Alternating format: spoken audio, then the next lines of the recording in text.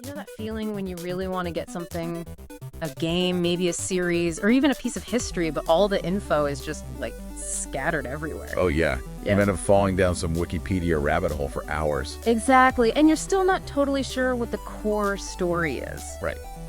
Well, consider this your express elevator to understanding. Today, we're plunging right into the world of the Bloodrayne video game franchise. That's right. We've kind of sifted through, well, everything. Developer diaries, lore deep dives, even some of those old early 2000s forum threads. All to bring you the really crucial insights into this darkly stylish series. Mm-hmm. Now, you might have seen the name floating around online, maybe even spelled Boodrayne. Yeah, that pops up sometimes. Our research, looking across gaming databases and community chats, it strongly indicates that's likely just a common misspelling. Seems that way. So just to be crystal clear, we're diving deep into Bloodrayne, spelled with that L. And right at the center of it all is Rain. She's a really compelling figure, actually. A Dempier. Right, half human, half vampire. Exactly. Navigating this, like, brutal world of supernatural conflict, there's a rich backstory there. Yeah. And, well, a very distinctive look. Definitely. So our mission for this deep dive is pretty straightforward. We want to extract the essential knowledge about the foundational games. We're talking Bloodrayne from 2002. Yeah. And its sequel, Bloodrayne 2 from 2004. Yep. We'll uncover how they were made, their narratives, the characters living in them, the core gameplay. How critics received them, and, their lasting impact on gaming. By the end, you'll have a really solid grasp of what this franchise is really all about. Okay, let's start unpacking this. How did the original game even come about? Okay, so the original Bloodrayne, that was developed by Terminal Reality. Oh, okay. And publishing was handled by Majesco Sales over here in North America and Vivendi Universal Games in Europe. Right. And interestingly, because it kind of had this enduring appeal, Ziggurat Interactive actually remastered and re-released it later. Oh, yeah. When was that? They did Bloodrayne, Terminal Cut for PC in 2020, and then Bloodrayne, revamped for consoles in 2021. So relatively recently then, and there was a whole team behind it, obviously. Oh, for sure. You had people like producer Jeff Mills, designer and writer Joe Wampole, programmer Fletcher Dunn, artist Chris DeSimone, another writer Peter Besson, and Kyle Richards doing the music, among others, of course. Sounds like a solid crew. And it was a pretty big undertaking, right? Budget-wise. Yeah, it was significant for the time. The development budget apparently started around like $2 million.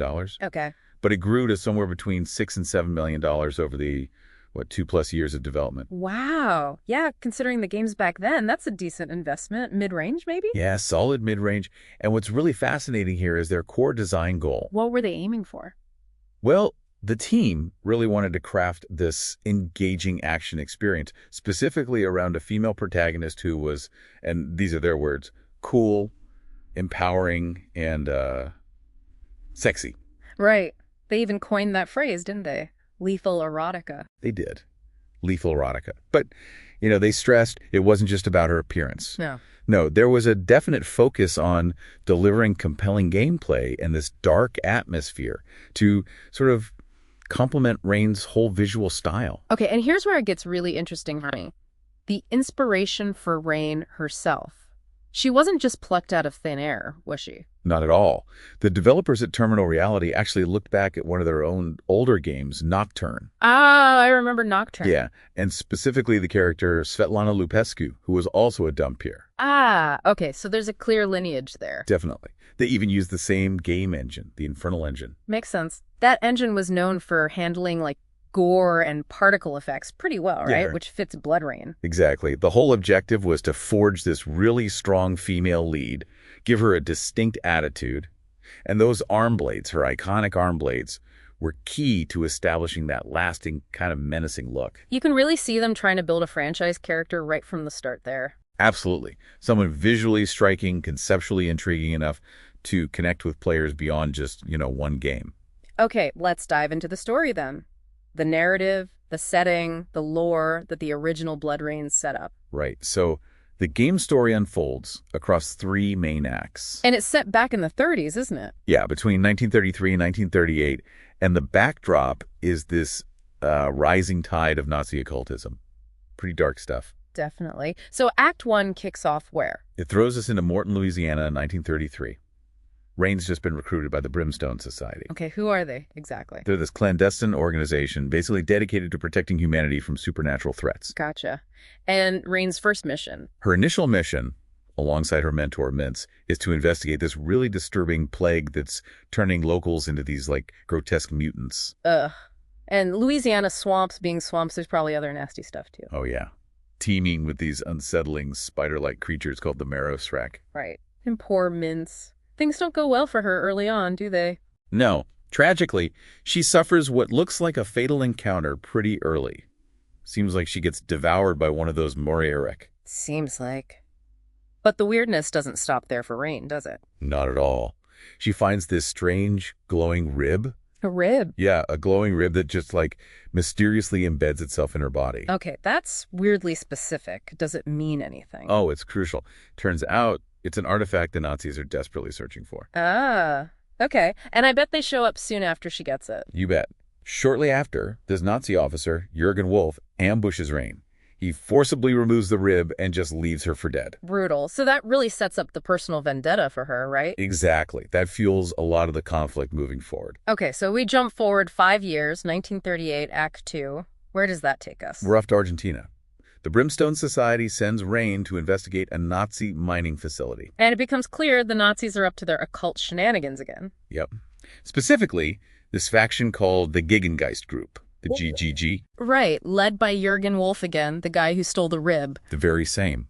They're hunting for another powerful mystical relic. Let me guess. Wolf leads this GGG group. He does. He's the head of this Nazi occult unit. And things get even weirder with the introduction of a Thule Society high priest. The Thule Society. Okay, more Nazi occult ties. Right. He initially says they're looking for the skull of Beliar, who they think was some Atlantean king, an Aryan ideal figure. But it's never that simple, is it? Never.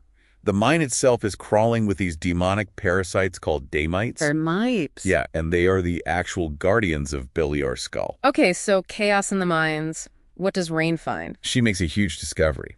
The real relic isn't just a skull, it's Beliar's eye, encased inside a crystal skull. Whoa. And what happens? In a pretty dramatic moment, it merges with her, enhancing her vision. Okay, power-up acquired. Then what? Then, this Nazi cyborg character named Mahler drops some major lore. A cyborg? Okay, why not? What's the lore? He reveals Beliar wasn't some Atlantean king at all. He was the original devil, supposedly dismembered by Mephisto. The original devil. Okay, that's a step up. Big time. And his most powerful relic, his heart, is buried deep beneath Castle Gaustadt in Germany. So Act 3 is heading to Germany, I take it. Exactly. The stage is set. Still 1938, Castle Gaustadt. And this castle isn't just full of cobwebs, right? Far from it. It's home to these ancient, really bestial vampires. Yeah. Much more monstrous than, the suave kind. Right. And one of them, this guy Hedrox. Yep. A particularly nasty ancient vampire named Hedrox manages to get his hands on Beliar's heart. Okay, bad news. But then, plot twist. Huge plot twist. Mintz reappears. No way. So her death in Louisiana? Was faked. She'd been working undercover for Brimstone inside the GGG all along. Wow. Okay. Double agent Mintz. Does she warn Rayne? She does. She warns Rayne that Wolf has been absorbing other Beliar relics, making himself incredibly powerful. But reunions in these stories rarely end well. Tragically true. Their reunion is cut short when Wolf himself shows up and just brutally rips out Mintz's heart. Oof. That Mintz twist was actually pretty good, even if it didn't last long. Yeah, it lands with impact. And it just fuels Rayne's fury even more. So she finally confronts Wolf and Hedrox. Both of them in the castle's cathedral.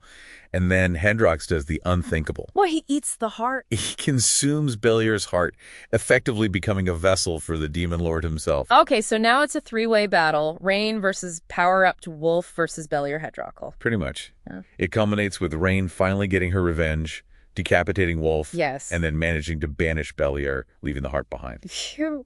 Okay, so the heart's just sitting there. Tempting. Very tempting. But in a moment that shows a bit of her complexity, despite the immense power it represents, Rayne chooses to destroy it. Good choice. So mission accomplished. What does Brimstone say? They're pleased, obviously. Yeah. But the game ends with this ominous warning. Rayne's father, Kagan, is still out there. And he poses an even greater threat. Dun-dun-D-O-N. Right. sets up the future, you can really see how the game weaves together those familiar, like, Nazi occult tropes. Yeah, the Thule Society, that kind of thing. With its own original mythology. Belier, Dompiers, ancient vampires. It creates this really distinct dark backdrop for all the action. Definitely. Okay, speaking of the characters in this intense world, let's dig into some key profiles, starting with Rayne herself, obviously. Right. Rayne's origin story is pretty grim. Born 1915. Dompier, right. Human mother, vampire father. Exactly. Her human mother was raped by the vampire Lord Kagan.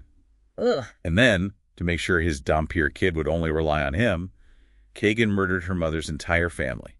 Wow. Okay, that explains the vendetta. Completely. That horrific trauma is the absolute root of her lifelong mission against him. And her personality in this first game is, well, it's something else. She's a force of nature, yeah. Relentlessly bloodthirsty, especially towards vamps and Nazis. Doesn't shy away from extreme violence at all. Rude, cocky. Almost tomboyish, yeah. With this really sharp, often dark sense of humor. But she claims not to care about humans yet.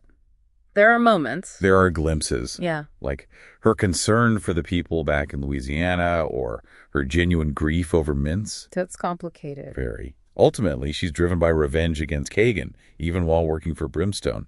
She's fiercely independent, deeply cynical because of that brutal upbringing. And not much character development in this first outing. Not really significant evolution, no. It's more about establishing who she is, shaped by that intense trauma. Gotcha. And her abilities are pretty central to the game, right? What can she do? Oh, yeah.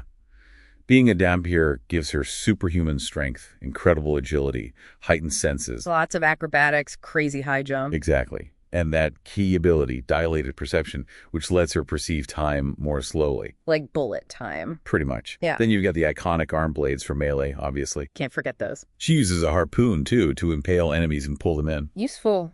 And guns. Proficient with any firearms she picks up. Plus, Aura Vision lets her see through walls, spot objectives, enemies in the dark. Very handy. And Blood Rage. Yep, that's her temporary power-up state. Heightened power, speed, damage. Usually leads to some graphic dismemberment. Sounds about right.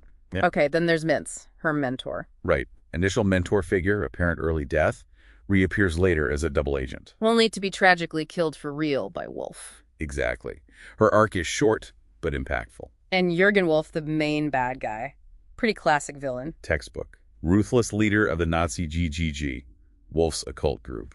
Obsessed with getting occult artifacts for the Reich. And his attack on Rayne, stealing the rib, makes it personal. Directly personal. And his relentless hunt for Belier's relics makes him a constant dangerous threat until Rayne finally takes him down. We also had those other antagonists. Hadrox, the ancient vampire who becomes Belier's vessel. Mauler, this surprisingly knowledgeable Nazi cyborg. Right. And the creatures, the Damites, the Moraes Rack. All populating those hostile environments.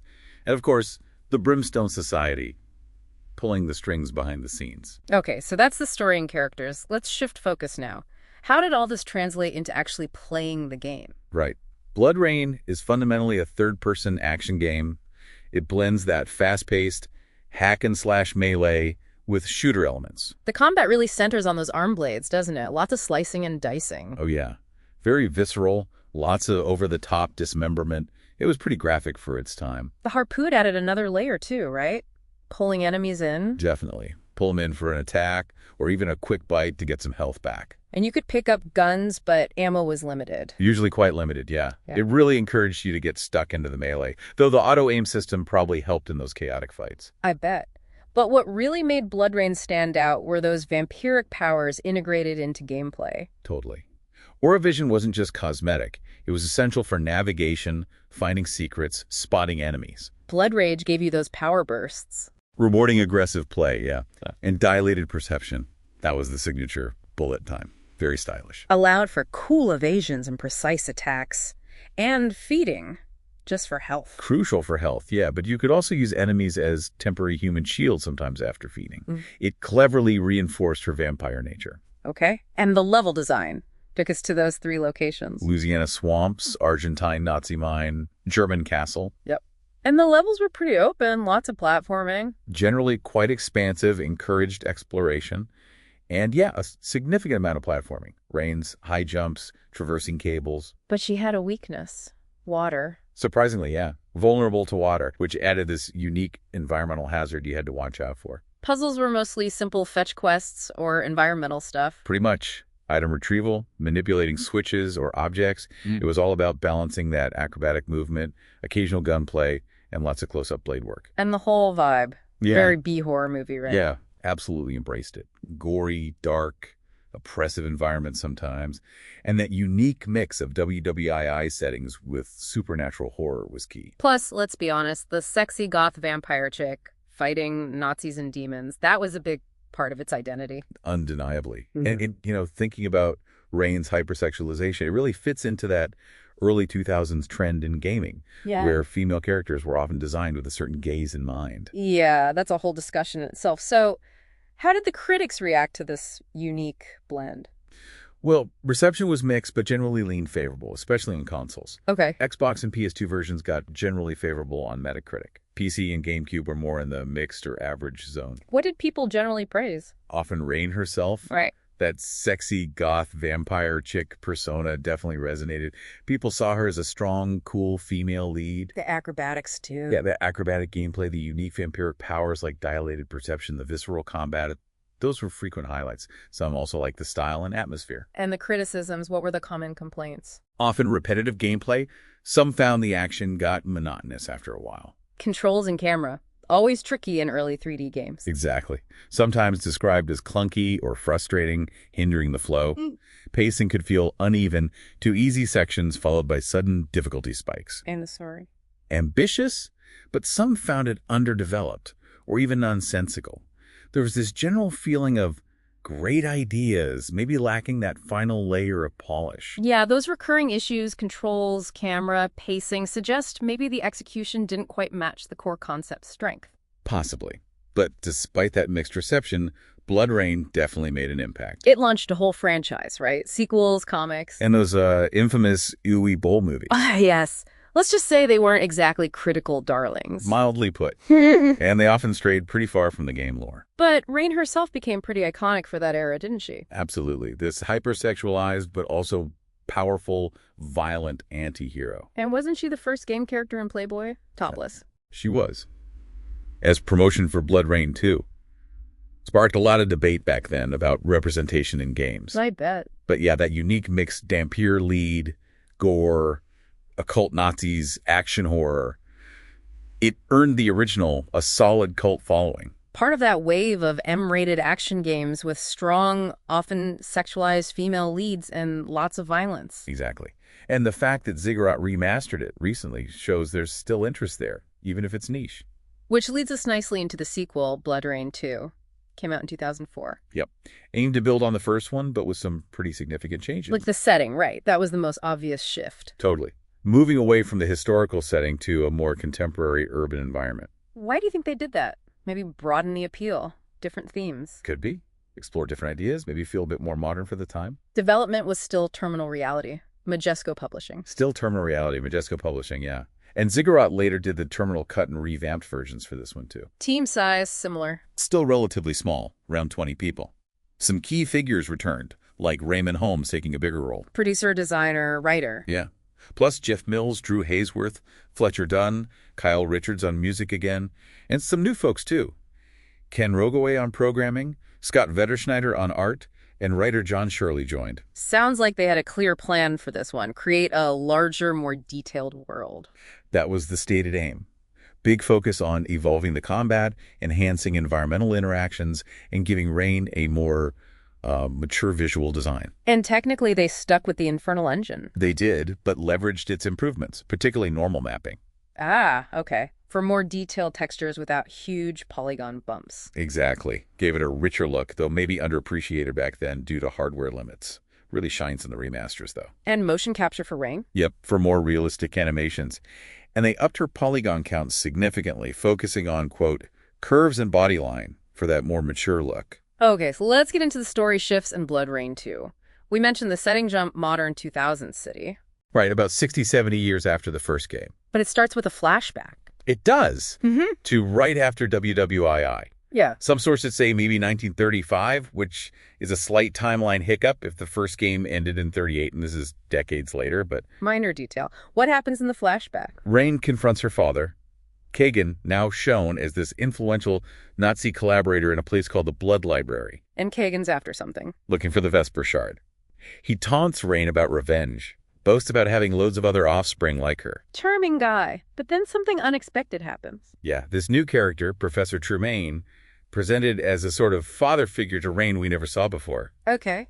He sacrifices himself with a grenade, seemingly killing Kagan. Yeah. Denies Raine her vengeance right there. Seemingly. I sense a but coming. Well, exactly. Death isn't always final in these stories. So for the next 60 years, Raine hunts down Kagan's other kids, her half-siblings. And they formed a little club. The Cult of Kagan, yeah. And their goal is basically vampire supremacy. How do they plan to achieve that? Using something called the Shroud. When it's activated, it makes sunlight harmless to vampires and horribly warps nature, letting them rule day and night. Nasty piece of work. Does Raine have any allies this time? She gets a new ally, Severin, former Brimstone guy, apparently also kicked out like her. Interesting. How does he help? Guides her via radio, gives objectives, provides some witty banter, and there are hints he might be more than human. Oh. Yeah, hints of a dark past, possibly involving one of Raine's half-sisters, a vampire named Ephemera. Adds some mystery. So Raine arrives in this city where people are disappearing, linked to the cult. Right. And the main gameplay loop involves her systematically taking out these high-ranking cult leaders, her half-siblings. Including that ambitious sister, Farrell. She seems like the main one initially. Yeah, Farrell seems like the leader, but just when Raine thinks she's dealt with them, curveball. Kagan's not dead, is he? Surprise. Yep. He survived the explosion, been pulling the strings all along. Classic mastermind reveal. So he activates the Shroud. Unleashes it. Plunges the city into chaos vampires. Monsters everywhere. And Raine has to fight her way to his tower. Yep. Takes down the remaining siblings, including Farrell, who's now leading her own faction against dear old dad. Sibling rivalry even among vampires. And the final showdown. Raine finally gets her revenge. Kills Kagan. Finally. But the threat's not over. Nope. Vampires are still out there. Severin even suggests Raine might need to step up, take charge, and Brimstone declares martial law. So it shifts to this bigger theme of vampire supremacy versus humanity. Exactly. The cult's attempt to overthrow human dominance becomes the central conflict. Okay, let's look closer at the characters in this sequel. Raine first. Do we see her change much? Definitely some evolution.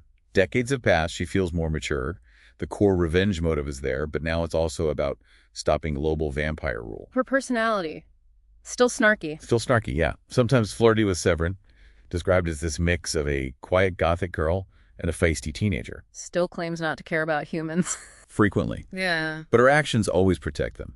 The game hints more strongly that Kagan murdering her human family is the root of her bitterness, cynicism, reluctance to connect. Makes sense. And Kagan himself. Pure evil vampire dad. Pretty much. Flashbacks show him as that Nazi collaborator, obsessed with power, arrogant, cruel, dismissive of his kids, just tools to him. Goal is vampire supremacy via his cult and the Shroud. And Severin, he's an interesting addition. He really is. Replaces Brimstone as her main contact, in a way. His witty radio commentary is a nice contrast to Raine's intensity. And those hints about him not being human and his past with Ephemera. Yeah, adds a lot of intrigue. You wonder what his full story is. Okay, then the boss is Kagan's kids, Raine's half-siblings, Farrell. Ambitious, profane sister. Seems like a leader, later rebels. Has that unique translucent body with shifting tattoos. Ephemera. Commands shadows, needs sunlight or special items to hurt. Striking look, no eyes, S&M sort of aesthetic. Her fight involves destroying shadow sources. Jerks. The sophisticated but mad scientist's brother built the Shroud. You fight him in a big biomech suit in Kagan's tower. Zorinsky. But the annoying one, apparently. His mansion is the first level. You need aura vision to find him when he turns into a bat. And the Kestrels. Right, those agile warriors with multi-bladed weapons. You fight them multiple times like sub-bosses. Oh, and they drop upgrades. Yeah, new gun modes for the Carpathian dragons and the Silver Circle item. Lastly, the Unraveler. Another half-sibling boss. Details are a bit scarcer, but the name suggests maybe powers related to deconstruction or something. A charming family reunion all around. Okay, let's get into the gameplay mechanics. Big changes here, right? Significant evolution, yeah. Much more focus on fluid combat, acrobatic movement, and integrating powers better. Combat system got way more complex, over 30 combos? Yeah, a lot more depth. They added a dedicated kick button, too. Useful for disarming, setting up combos. Exactly. And the harpoon got a major upgrade. Not just pulling enemies in anymore. Nope. Now you could swing them around, throw them into environmental hazards, spinners, fire, spikes, off ledges. Those environmental kills or carnage kills? Right. And the game actually incentivized doing those. You needed them to max out your health and rage meter. Smart. Finishing moves were better, too. Gave you rage or ammo back. Yep, more varied and more useful rewards. And the guns. No more random pickups. On. Replaced entirely by her signature Carpathian dragons. Those blood-fueled handguns? Ammo comes from. Her own blood or blood drained during fatalities. Much more thematic. And they were upgradable. Different firing modes. Totally. You unlock Bloodshot, Bloodstream, like a machine gun, Blood Spray, shotgun, and Blood Bomb, explosive. Way more integrated. Acrobatics got a boost too. Pole swinging, rail grinding. Big time. Yeah. Plus improved wall running. Added a lot more verticality and dynamic movement. Felt much more modern. Controls felt better. Less tanky. More relative controls, yeah. And they added a lock-on system, which helped with acrobatic combat and targeting. Vampiric powers revisited too. Tied to the rage meter. Mostly, yeah. Blood Rage and Blood Fury. Boosted damage and speed. Dilated perception return. Slow-mo time. But they added super speed, too. Either slow enemies while range's normal or briefly stop time. Ooh, nice options. Aura vision. Still highlighted stuff, but also linked to Ghost Feed, a new ranged health drain. And feeding still key for health, but fatalities now boost rage and ammo, too. Exactly. Everything felt more interconnected. Yeah, looking at the comparison, Rain gained a lot more depth and versatility in the sequel. More sophisticated action all around. Definitely the goal. So with all these changes and upgrades, how did Bloodrayne 2 fare with the critics? Similar reaction to the first. Pretty similar, actually. Mixed or average reviews, again. Metacritic scores were around the low 70s for consoles, a bit lower for PC. Suggests maybe some old issues lingered. Seems likely. Praises often acknowledged it was an improvement overall. Better graphics, Rain's model. Urban setting. Generally well received, yeah. The refined combat, combos, environmental kills was a definite highlight for many. And Rain's sassy persona was still a big draw. But the criticisms, did the old ones persist? Controls. Polish. Unfortunately, yeah. Controls still called sloppy by some. Still felt a bit unpolished overall. Combat could still get repetitive, even with the new stuff. Some felt that way. Maybe leaning too heavily on the harpoon for environmental kills. Platforming, especially the new pole swinging, was called annoying by some. Ouch.